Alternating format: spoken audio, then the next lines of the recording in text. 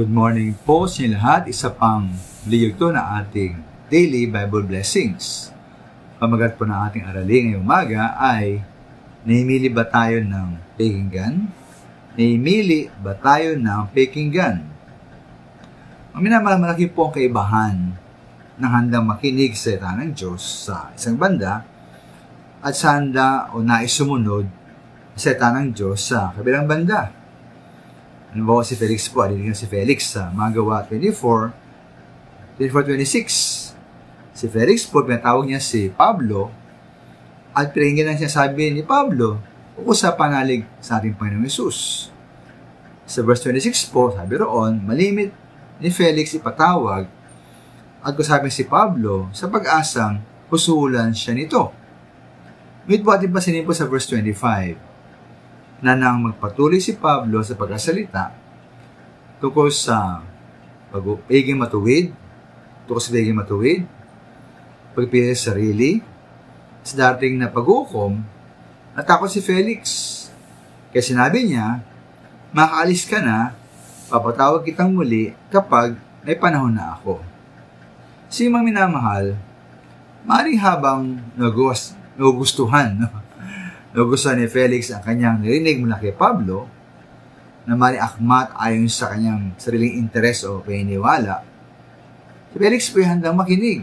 Ngunit, nang narinig po ni Felix ang uko sa pagiging matuwid, narinig niya o pagpipigil sa sarili, narinig niya po yung dati niyang paghukom, ay na niyang makinig. Dahil malamang wala siyang nais na maging matuwid, o magpili sa sarili, o ayaw niyang isipin ang kanyang malaking panagutan sa darating na paghukom. Kaya tayo mga minamahal, kahit tayo po, tayo namimili ng ating nais basahin sa Biblia, tayo namimili ng ating nais pakinggan na turo at pangaral, tayo namimili ng ating handa at nais isagawa sa ating buhay.